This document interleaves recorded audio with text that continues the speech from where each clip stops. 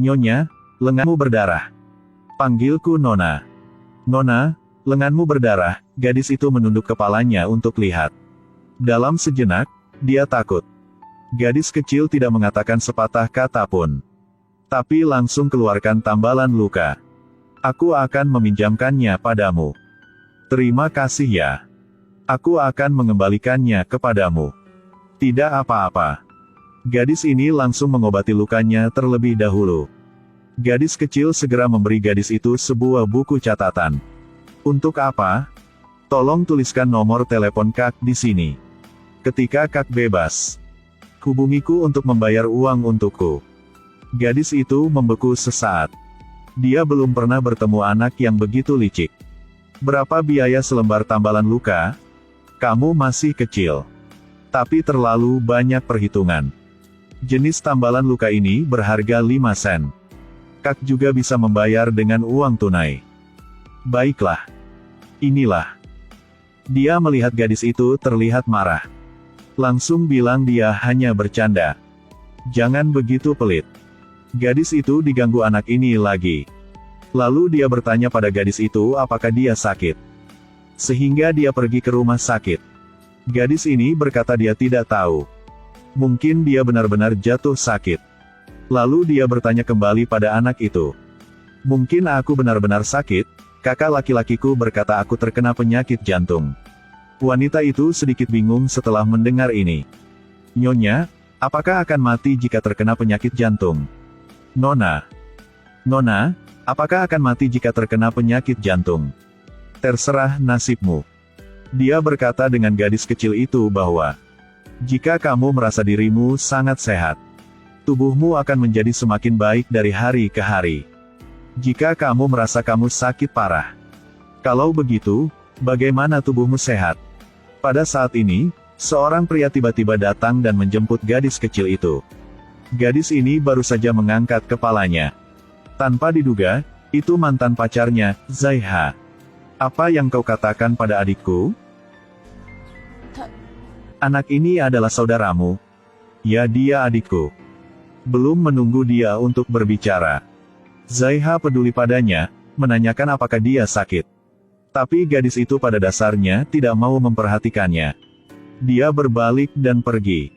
Tapi tidak tahu apakah itu nasib baik atau nasib buruk. Ketika gadis kaya itu pergi ke rumah sakit untuk pemeriksaan kesehatannya untuk kali kedua, dia bertemu lagi dengan gadis kecil itu. Datang untuk memeriksa lagi hari ini, kan? Siapa yang membawamu ke sini? Kakak laki-laki bawa aku ke sini. Lalu gadis kecil itu bilang, dia lapar dan ingin makan sesuatu yang enak. Baiklah kalau begitu aku akan membantumu memesan makanan. Dia segera memanggil Zaiha. Tapi sekarang, Zaiha masih mengantri untuk membeli obat untuk adiknya. Sama sekali tidak menyadari dering teleponnya. Tidak dapat menemukan orang yang dia cari, dia tetap tidak menyerah. Tapi gadis kecil ini bilang dia lapar. Gadis itu berpikir berulang-ulang. Dia memutuskan untuk mengajak gadis kecil makan siang dulu. Gadis kecil itu menggelengkan kepalanya. Jangan khawatir, aku akan mengirim pesan ke kakakmu. Dia menerima pesan teks dan akan meneleponku. Baiklah, Nona. Setelah makan, keduanya langsung pergi ke mall. Keduanya tersenyum seperti anak kecil sekarang. Tapi sebaliknya, Zaiha tidak sabar. Dia mencari di seluruh rumah sakit. Tapi dia tidak bisa menemukan adiknya.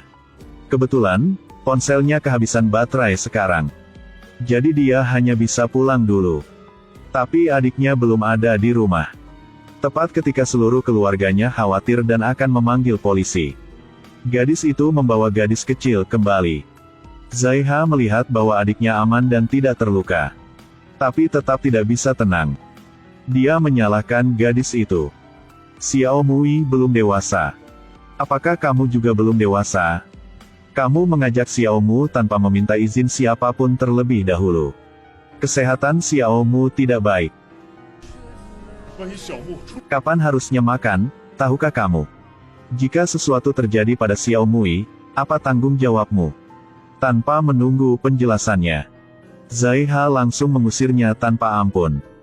Tetapi setelah apa yang dikatakan gadis kecil itu, dia menyesalinya. Dia memanggilmu tapi tidak bisa. Dia juga pergi ke lobi rumah sakit untuk mencarimu tetapi tidak dapat menemukanmu.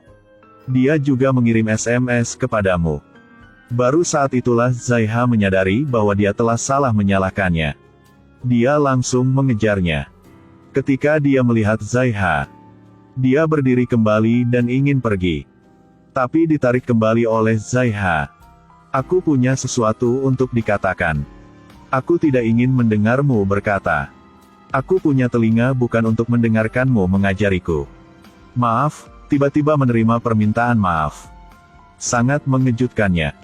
Lihat penampilan jujur Zaiha. Jangan selalu jadikan Xiaomu sebagai pasien. Dia harus seperti anak-anak lain seusianya. Biarkannya pergi keluar dan mencari udara segar. Biarkannya keluar dan nikmati masa kecilnya yang bahagia. Jangan merasa buruk tentang tubuhnya juga.